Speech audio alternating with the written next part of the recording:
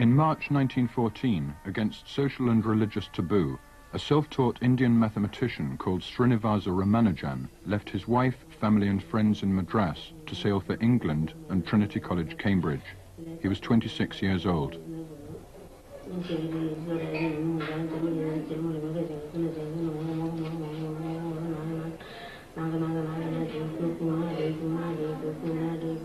Six years later, Ramanujan was dead, but he left behind him some of the most remarkable and beautiful ideas in the history of pure mathematics. No one knows quite where these ideas came from. Many years later, the great English mathematician G.H. Hardy reflected on his brief relationship with Ramanujan. I suppose that it is always a little difficult for an Englishman and an Indian to understand one another properly. The real difficulty for me is that Ramanujan was, in a way, my discovery. I did not invent him. Like other great men, he invented himself. But I was the first really competent person who had the chance to see some of his work.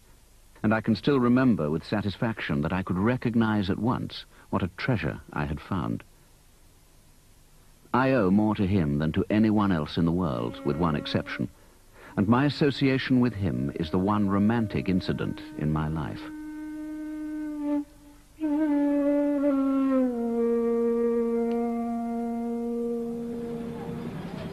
Dear sir, I beg to introduce myself to you as a clerk in the accounts department of the Port Trust Office at Madras on a salary of only £20 per annum. I am now about 23 years of age. I have had no university education, but I have undergone the usual school course. After leaving school, I have been employing the spare time at my disposal to work at mathematics. I have made a special study of divergent series in general, and the results I get are termed by the local mathematicians as startling. I would request you to go through the enclosed papers. Being poor, if you are convinced that there is anything of value, I would like to have my theorems published. Being inexperienced, I would very highly value any advice you give me, requesting to be excused from the trouble I give you. I remain, dear sir, yours very sincerely, S. Ramanujan.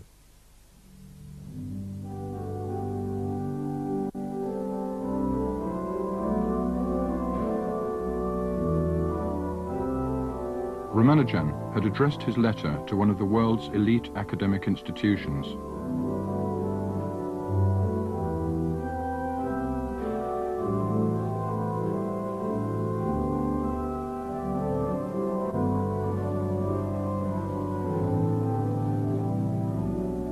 The recipient of the letter was G.H. Hardy, who together with his friend and collaborator J.E. Littlewood dominated English mathematics in the first half of this century.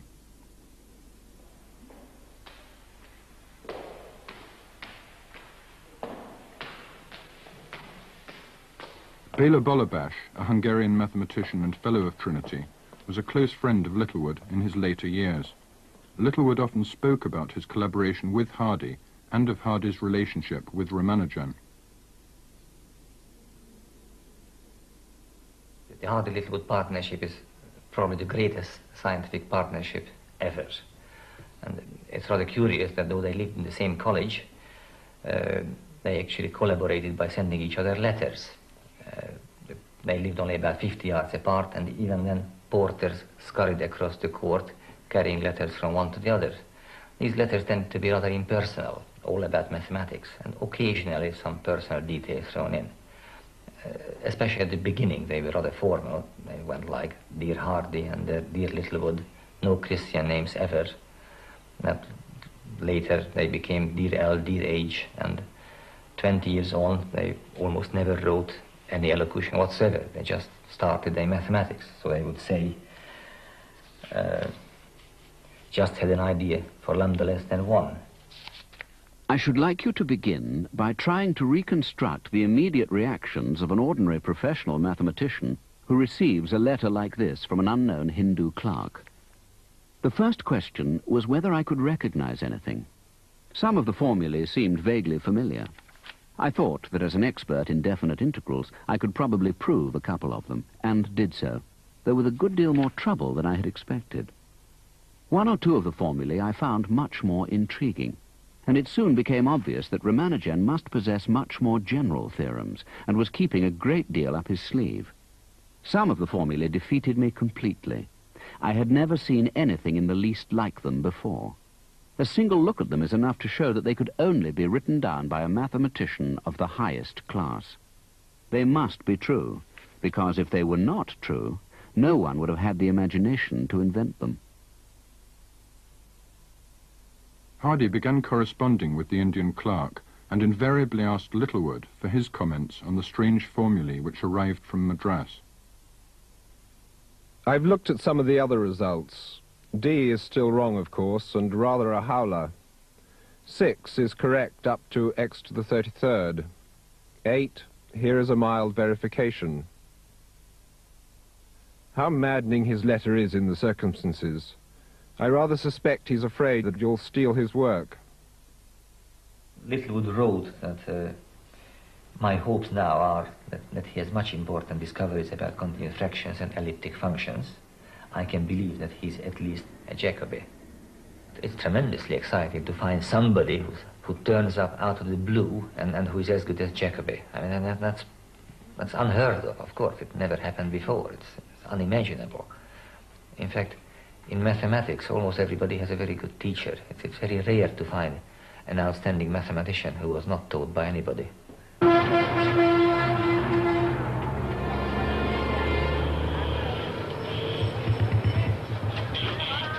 Suppose here is the point. We must go along the x-axis, along the y-axis, or along the z-axis, or parallel to them. In this case, by the age of 10, Ramanujan had shown such outstanding mathematical ability that he was awarded a scholarship to the Kumbakonam town school. And z units along the or parallel to the z-axis. He had an insatiable curiosity for all things mathematical and neglected his other school subjects. Can be written as a vector sum of 3 vectors as OP. Within a relatively inflexible English-based system, he failed to qualify for higher education. Plus MP vector, which is the vector sum. We are going to see that this is the resolution rectangular. At the age of 15, Ramanujan borrowed a copy of Carr's Synopsis of Pure Mathematics, a textbook designed to coach bright English boys for university entrance exams. He worked his way through this book, and its somewhat peculiar style and methods were probably responsible for Ramanujan's odd ways of working, in particular his apparent ignorance of the need for rigorous proof of new ideas.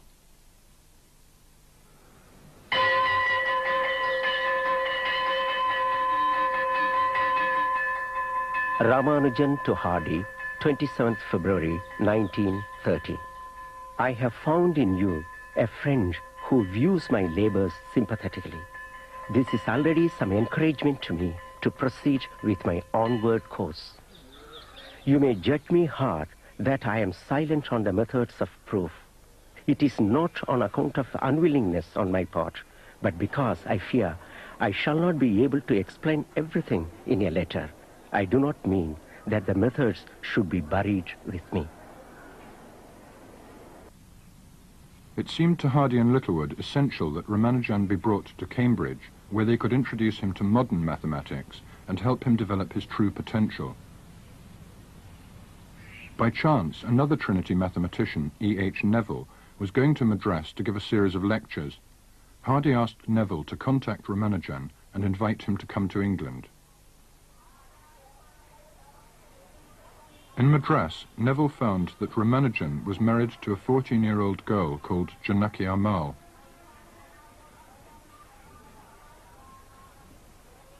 She is now 87 and lives in a poor area of Madras, surrounded by mementos of her husband. All I can tell you is that day and night he worked on sums. He didn't do anything else. He wasn't interested in anything else, just sums. He wouldn't stop work even to eat. We had to make rice balls for him and place them in the palm of his hand. Isn't that extraordinary? Neville was to find that there were certain very real obstacles to Hardy's plan. The transition of India of the late 19th, early 20th century was one in which one transferred one's interest from education in Tamil literature or in Sanskrit literature and conforming to the religious practices, and then changing over to reading English history and science and ambitions in science. I mean, they provided an element of conflict. I think the way to understand Ramanujan is, on the one hand, he was driven by an ambition, a desire to promote his mathematical abilities, and at the same time tied to a social background which he felt he had to conform.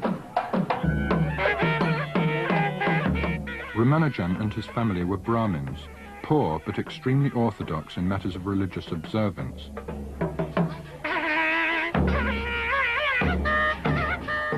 It seemed out of the question for Ramanujan to leave India. By crossing the seas to another land, a Brahmin loses caste and is seen as polluted in the eyes of other Brahmins. Ramanujan's family had a favorite Hindu deity, the goddess Namagiri. Ramanujan sometimes said it was Namagiri who gave him all his ideas in dreams.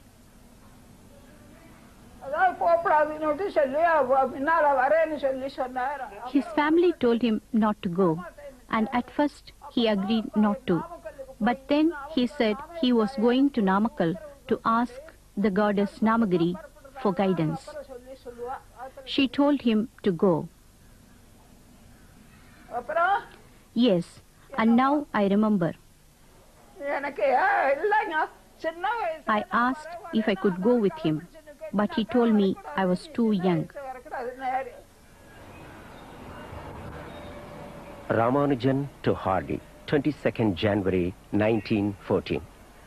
Dear Sir, I learned from your letter and Mr. Neville that you are anxious to get me to Cambridge. I went to Mr. Neville of your college, who very kindly spoke to me and cleared my doubts that I need not care for my expenses, that my English will do, that I am not asked to go to England to appear for any examination, and that I can remain a vegetarian there. So I request that you and Mr. Littlewood will be good enough to take the trouble of getting me there within a very few months. Yours sincerely, yes, Ramanujan. Before he left for London, he had his hair long, and because he thought it would hurt our feelings, he sent us off to Kumbakonam. Then he cut his hair and dressed in different clothes. You can see the photo of how he looked. I myself never saw him like that. I only saw the photo. He didn't like to have his photo taken.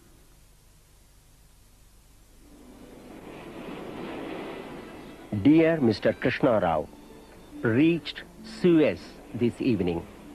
For the first 3 days I was very uncomfortable and took very little food, and after that I have been all right.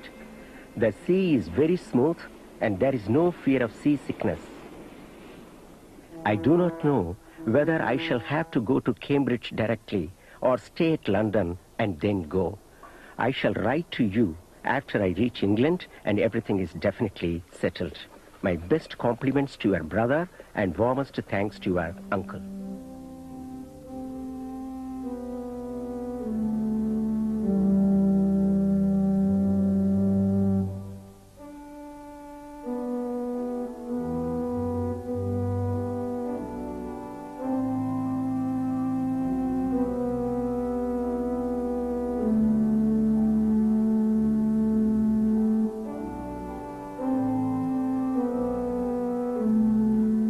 Ramanujan was about to enter a world he cannot possibly have imagined from 6,000 miles away in Madras. When I first joined Trinity, fellowship at Trinity was the height of ambition. we were really a band of very excellent people in their particular subjects. And the rubbing off of one against the other, I think, did have a very salutary effect. We were odd, I have no doubt. We had been odder in days gone by, when none of us were married. When I joined the fellowship, at least half the fellows were married and lived out of college, didn't live on top of each other as they used to. We came, I suspect, from a very poor environment. Madras is better than most cities in India. It's infinitely better than Bombay and Calcutta. But it was a poor community. And to come to the highly privileged conditions which still existed in 1914 in this place must have been a very great strain on him.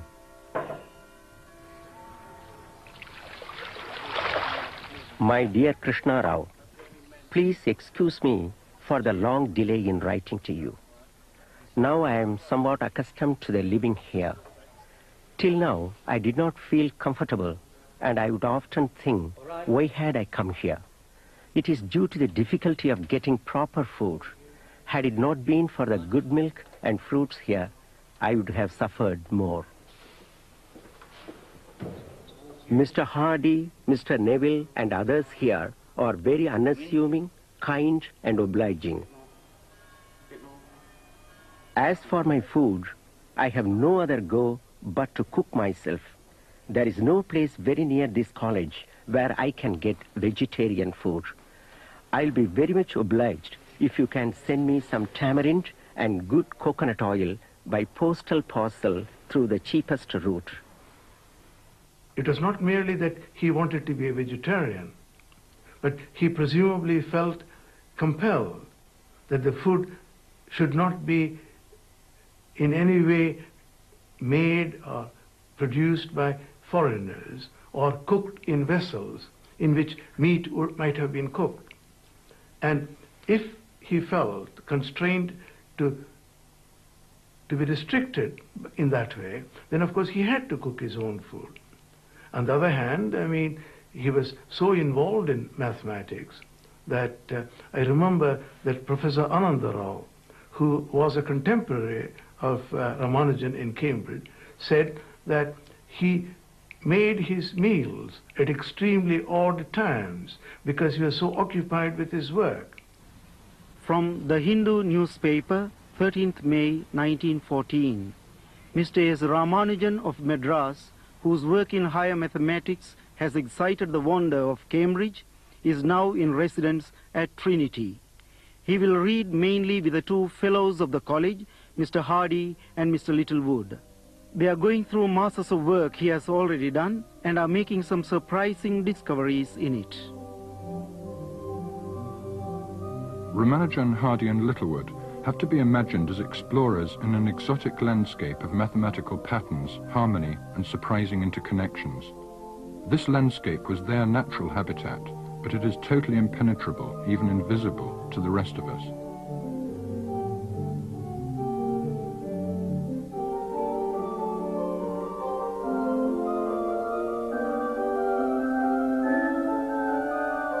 In 1940, Hardy wrote an elegant account of his own passion for what he called the real mathematics. Pure mathematics seems to me to be a rock on which all idealism founders. 317 is a prime, not because we think so, or because our minds are shaped in one way rather than another, but because it is so, because mathematical reality is built that way. I cannot remember ever having wanted to be anything but a mathematician. I suppose that it was always clear that my specific abilities lay that way, and it never occurred to me to question the verdict of my elders. I do not remember having felt as a boy any passion for mathematics, and such notions as I may have had of the career of a mathematician were far from noble. I thought of mathematics in terms of examinations and scholarships. I wanted to beat other boys, and this seemed to be the way in which I could do so most decisively. I knew Hardy, I won't say well, I knew certain aspects of Hardy quite well, as I'd been with him quite a long time. I did not know Littlewood. Littlewood. The idea was that Littlewood had been invented by Hardy to account for any possible mistakes there might have been in Littlewood and Hardy. But I think he actually was a real character. I saw a good deal more, and I was more temperamentally well disposed to Hardy than I was to Littlewood. When I knew Hardy, he was already getting on in age, and I think he had shrunk in his frame. To my mind, he was a small man and wiry, tense,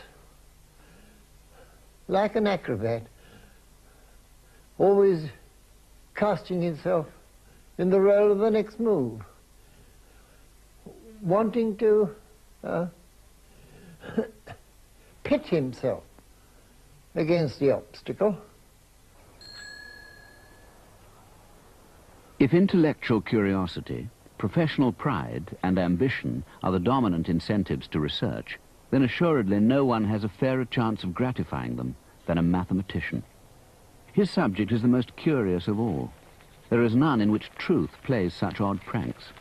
It has the most elaborate and the most fascinating technique, and gives unrivaled openings for the display of sheer technical skill. Finally, as history proves abundantly, mathematical achievement, whatever its intrinsic worth, is the most enduring of all. A mathematician, like a painter or a poet, is a maker of patterns. If his patterns are more permanent than theirs, it is because they are made with ideas. A painter makes patterns with shapes and colors, a poet with words. The mathematician's patterns, like the painters or the poets, must be beautiful. The ideas, like the colors or the words, must fit together in a harmonious way. Beauty is the first test. There is no permanent place in the world for ugly mathematics. As most of you know, this passage is from Hardy, from his Apology. In emphasizing the importance of beauty in mathematics, Hardy must have been influenced by his association with Ramanujan, the subject of this talk, because Hardy found Ramanujan's results particularly... There was one great puzzle. What was to be done in the way of teaching him modern mathematics? The limitations of his knowledge were as startling as its profundity. Here was a man who could work out modular equations and theorems of complex multiplication to orders unheard of, whose mastery of continued fractions was, on the formal side at any rate, beyond that of any mathematician in the world. And yet he had never heard of a double periodic function, or of Cauchy's theorem, and had indeed but the vaguest idea of what a function of a complex variable was. Divisible by 5 for every value of n. Okay, I think this will be the very last thing I will prove, but we should prove something. So let's try to see how Ramanujan did it, and actually we can do exactly the proof he gave. His ideas of what constitutes a mathematical proof were of the most shadowy description. All his results, new or old, right or wrong, had been arrived at by a process of mingled argument, intuition, and induction, of which he was entirely unable to give any coherent account. It was impossible to ask such a man to submit to systematic instruction, to try to learn mathematics from the beginning once more. I was afraid, too, that if I insisted unduly on matters which Ramanujan found irksome, I might destroy his confidence or break the spell of his inspiration. So I had to try to teach him. And in a measure, I succeeded, though obviously I learned from him much more than he learned from me.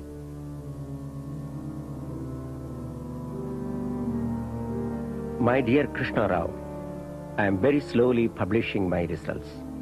The other professors here whom I know have lost their interest in mathematics owing to the present war. One of the professors here some days back remote that I have come to England in the most unfortunate time. Hardy to the University of Madras, 11th of November 1915. Ramanujan has been much handicapped by the war. Mr. Littlewood, who would naturally have shared his teaching with me, has been away, and one teacher is not enough for so fertile a pupil.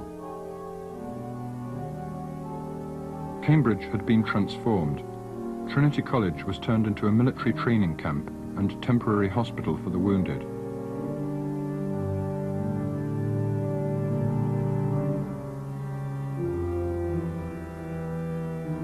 Ramanujan to his mother, September 11th, 1915. Ramanujan makes his countless prostrations to his mother. Please write about your welfare. There is no war in this country. War is going on only in the neighboring country. That is to say, war is waged in a country that is as far as Rangoon is from Madras. No war like this has raged before. The present war affects millions of people. Germans set fire to many a city, slaughter and throw away all the people, the children, the women, and the old. When the world is mad, a mathematician may find in mathematics an incomparable anodyne. For mathematics is, of all the arts and sciences, the most austere and the most remote. A mathematician should be, of all men, the one who can most easily take refuge where, as Bertrand Russell says, one at least of our nobler impulses can best escape from the dreary exile of the actual world.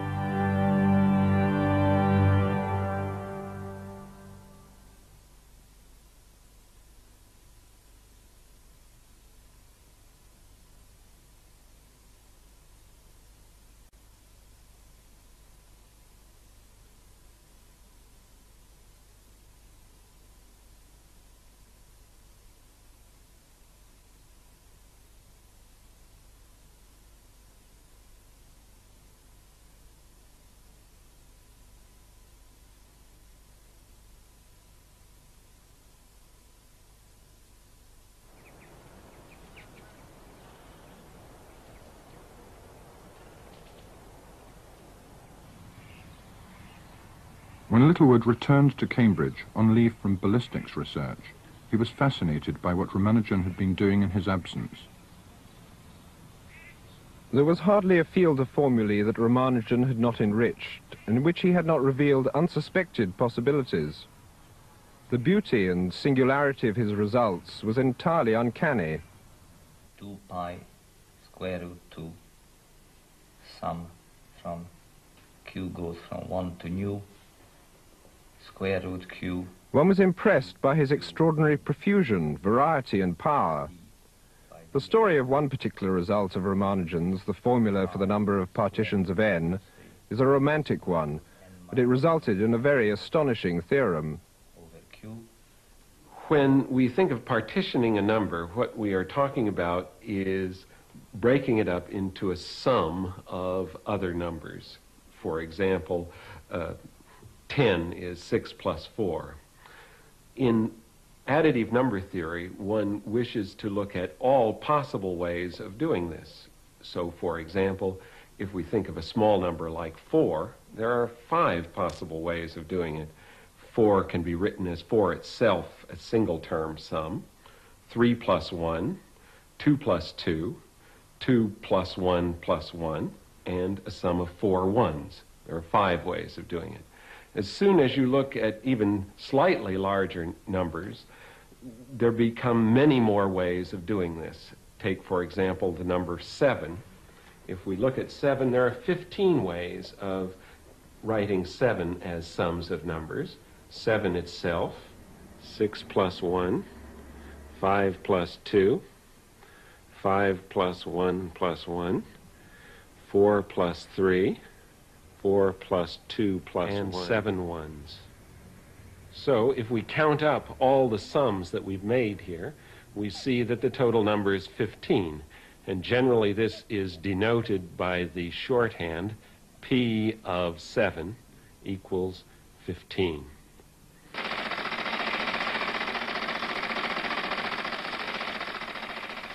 Ramanujan and Hardy wanted to develop a formula to calculate the partitions of any number, no matter how large. At that time, around the turn of the century, one of the great mathematical achievements was what was called the prime number theorem. And this theorem gave a formula for approximating how many primes there were to any particular number you wanted, starting with the smallest one, 2, and going up to any particular limit, whether it was 1,000,000, 1,000,000,000, or any large number. It would give an approximate value. Although it was a tremendous achievement, indeed a brilliant piece of work, it is an approximate solution. Consequently, when people started studying the number of partitions of an integer, so to speak, the basic problem of addition, as studying primes is the basic problem of multiplication, the hope was that you could find a formula for this number which would be as good as this major achievement in prime number theory. Consequently, say, if you were counting the number of partitions of 200, which turned out to be around 4 trillion, you would expect that an error around 1,000,000 or so would be excellent. You would probably be pleased if it was on the order of only billions, but you might hope for millions. Ramanujan believed, however, that all of this was lowering your sights much too much. He believed that it would be possible to provide a formula that would be exactly correct.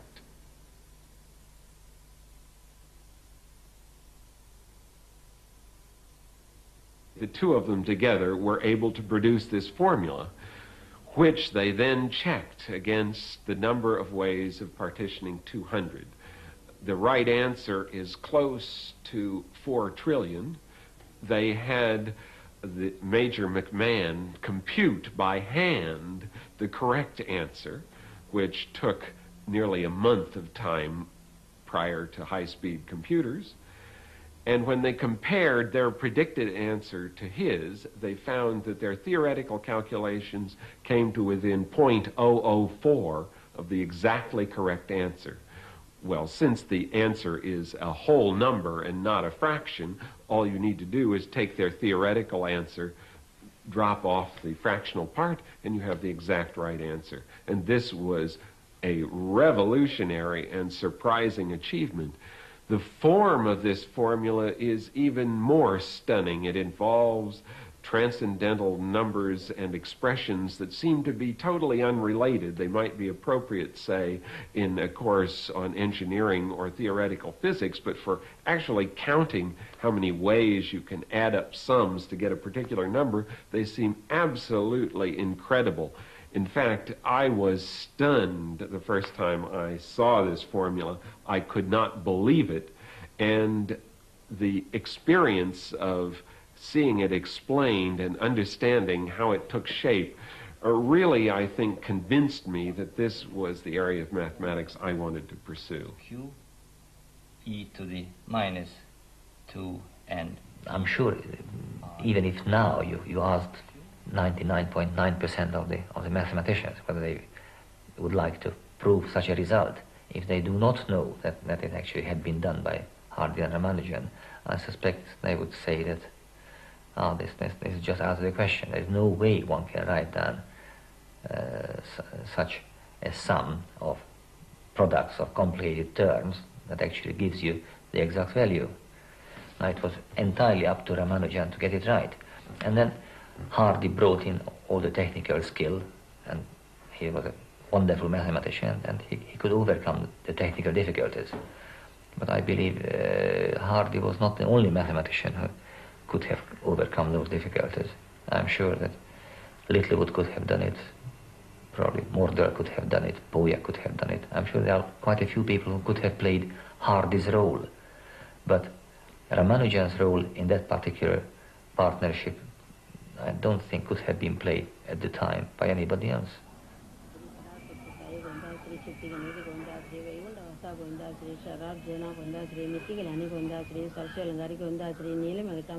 The origins of Ramanujan's extraordinary mathematical insight remain a mystery. What did he really mean when he told Indian friends that his formulae were revealed to him in his sleep by the goddess Namagiri? Hardy and most other pure mathematicians will acknowledge that there are these flashes of insight, that mathematics is not a game in which you sit just writing and writing and writing and things sort of slowly evolve in a deductive science, as many people believe. It is something where you try a problem, you fail, you try something else, you fail, you give up for a while, and one morning when you're standing in the shower, all of a sudden it hits you. This is how the thing goes, and this flash of insight sort of describes the whole panorama for you, and then you go to your study and you start to write and you see clearly what was correct, and you're able to write down a full justification of your insight. Well, if one suggests that say Ramanujan, being the genius he was, had more of this happen to him more often than the average mathematician, and he had it happen with his outlook, Hindu outlook, it is not inconceivable that he would attach a religious significance to it.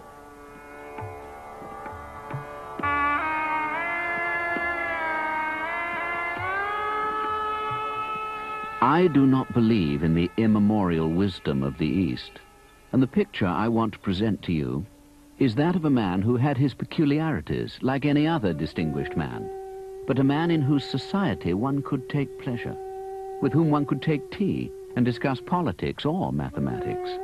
The picture, in short, not of a wonder from the East, or an inspired idiot, or a psychological freak, but of a rational human being who happened to be a great mathematician. There's no way even Hardy could see what went on in Ramanujan's mind. He came up with his amazing formulae, amazing relations and identities, and then he had these fantastic hunches, but I don't think Hardy could ever know how Ramanujan came to have these hunches, how he came to have such well-informed guesses occasionally. Of course, in other cases, Ramanujan was absolutely wrong. He was very naive. I mean, he thought that mathematics is very nice. There are very few pitfalls. That was one of his strengths and also one of his weaknesses. But he didn't realize that things could go very badly wrong.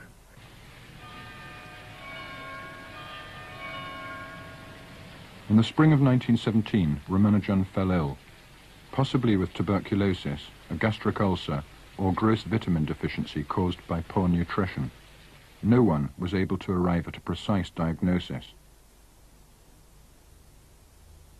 Ramanujan was ill essentially all the time. He was in and out of bed. One thing ached or the other thing ached. He went through a host of doctors, and whenever he started with a doctor, he was full of confidence, faith, and hope. And unfortunately, a little later, when he realized the doctor couldn't help him, he went to the other extreme, and he saw that this doctor was no good at all. I fell into his trap. How can I get away from him? How can I run away from him? My dear Ramalingam, the whole of last night I had fever, and my temperature this morning was about 102 degrees. The old cook has left this place the day before yesterday. The present cook spoiled all the appalappu by scorching some of them and leaving some raw. Yesterday I had no dinner at all. My dear Ramanujan, I was exceedingly grieved to have your painful letter. Sorry to hear the new cook is a failure as far as you are concerned. Now then, I will have to be a bit harsh with you. I am impressed with your being so particular about your palate. But you will have to choose between controlling your palate and killing yourself. Hardy to the Master of Trinity, February 1918. Dear Thompson, I should like to say more clearly what the position about Ramanujan is. If he had not been so ill, I would have deferred putting him up for a fellowship for a year or so. Not that there is any question of the strength of his claim, but merely to let things take their ordinary course. As it is, I felt no time must be lost.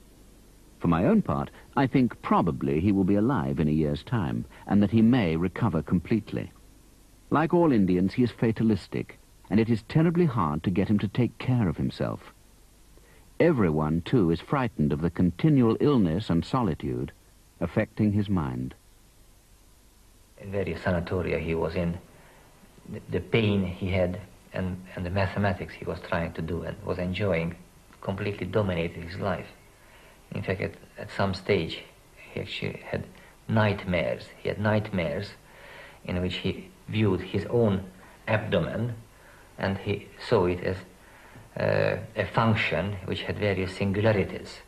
And this function had singularities at 1 and at -1, and lots of other integers. And he had a very strong pain at 1, and he had half as much pain at singularity -1, and he had third as much pain on the outside, and so on. So he just viewed his own stomach as a mathematical object. He viewed his own abdomen as a mathematical object. And such nightmares apparently recurred. So he must have been completely preoccupied with his illness and mathematics. Ramanujan's condition and state of mind fluctuated wildly. He even attempted suicide.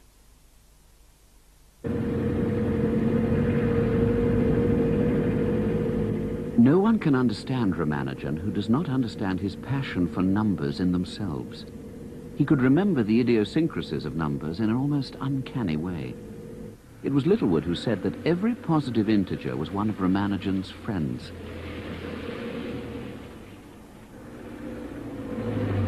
I remember going to see him when he was lying ill in Putney. I had ridden in taxicab number 1729 and remarked that the number seemed to me rather a dull one, and that I hoped it was not an unfavourable omen. "No," he replied, "it is a very interesting number. It is the smallest number expressible as a sum of 2 cubes in 2 different ways."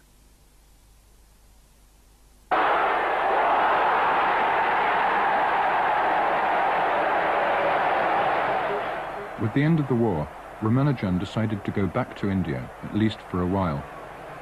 The work he had already done in England had secured him fellowships of both the Royal Society and Trinity, the first Indian to be elected to either.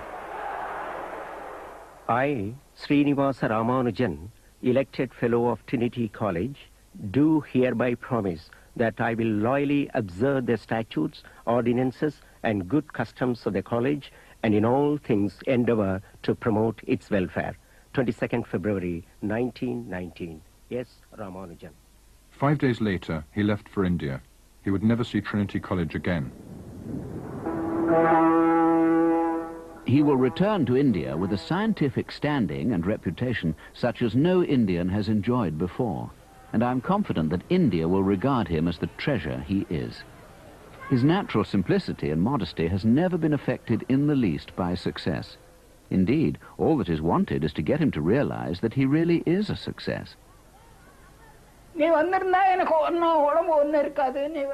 He used to say, "If you had come with me, I wouldn't have fallen ill. It's because you didn't come that my health failed."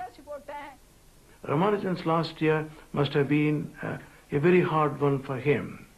One of Ramanujan's classmates met him on his return to Madras and writes that he was very strained.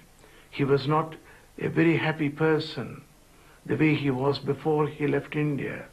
And he says that he looked very glum and very morose. He said he had left all his maths books in England and would like to go back. He also said he had 5,000 rupees in savings to buy me diamond eardrops and a gold belt. But in some strange way, Ramanujan must have felt that his life is coming to an end. Of course, this I am guessing, because the speed with which he did work during the past year, and which has been recorded in what is now called the Lost Notebook, is, according to everyone who has read it, one of the most original pieces of mathematics, and in some ways the very best which Ramanujan did. Ramanujan to Hardy, Madras, 12th January 1920. I am extremely sorry for not writing you a single letter up to now. I have discovered very interesting functions recently, which I call mock theta functions. Unlike the false theta functions, they enter into mathematics as beautifully as the ordinary theta functions. He wouldn't talk to anyone who came to the house. It was always maths. Even then he didn't care about his meals, but would only do sums. He sent them to England. 4 days before he died, he was scribbling. He filled a box with papers, and there were more papers scattered around the bed.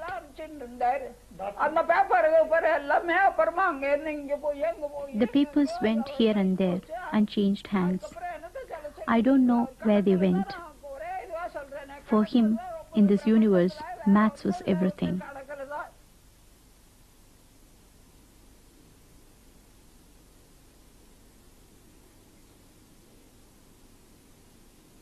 The work Ramanujan did on his deathbed did reach Cambridge.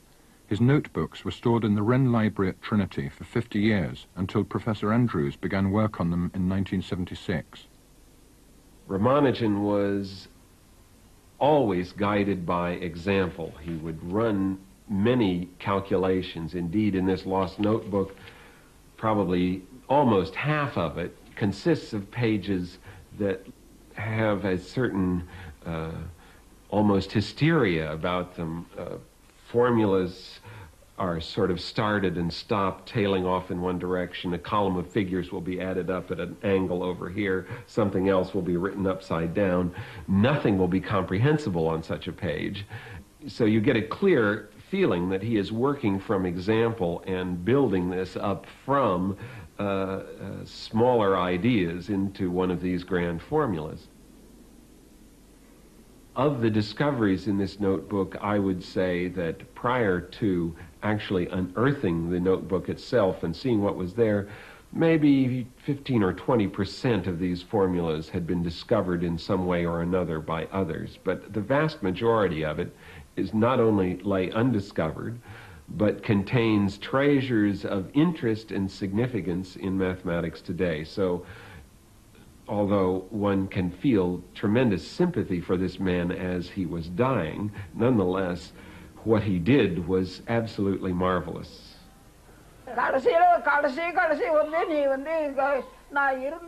On his deathbed, he told me that his name would live for 100 years. He said, "Whether I am alive or dead, you will have money." He knew he was dying and said there was nothing anyone could do about it. I always remember his name whenever I meditate.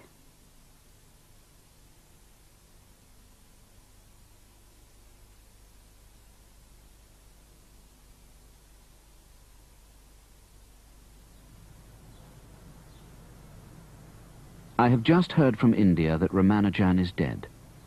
It is a great shock to me, for I thought before he went back that he had begun to turn the corner.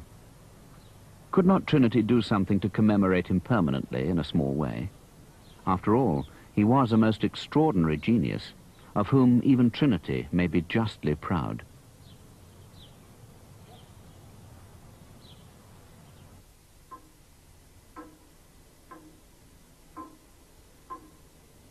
Hardy has a plaque in the bowling green, and Littlewood's bust stands in the combination room to which Trinity Fellows still retire after dinner to drink claret and port. There is no plaque or bust of Ramanujan at Trinity, but Hardy did help arrange for Ramanujan's mathematical papers to be edited and published as a lasting memorial to his mathematical genius. Even when Hardy informed Littlewood of Ramanujan's death, and Littlewood answered Hardy from Cornwall, where he was at the time, most of the letter was about mathematics. The letter started off saying, "Dear H, what a tragedy about R. I will see what I can do about the obituaries." And then number 1, omega h. Your proof of the lemma about sigma from minus n to infinity minus 1 to the n to the minus s is sound. More or less really the sigma up to n plus sigma up to n. In 1941, a picture post photographer took this picture of an unnamed spectator at a Twickenham rugby match. It was G.H. Hardy. A year earlier, when he felt he was past his prime, Hardy wrote these words in his Mathematician's Apology. I have never done anything useful. No discovery of mine has made, or is likely to make, directly or indirectly, for good or for ill, the least difference to the amenity of the world.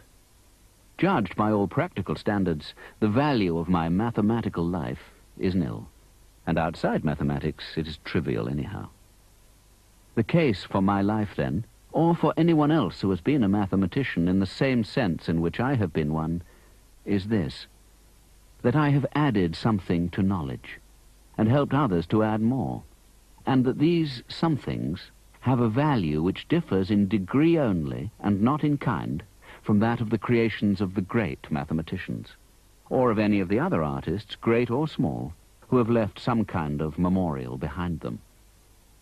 I still say to myself when I am depressed and find myself forced to listen to pompous and tiresome people, well, I have done one thing you could never have done, and that is to have collaborated with both Littlewood and Ramanujan on something like equal terms.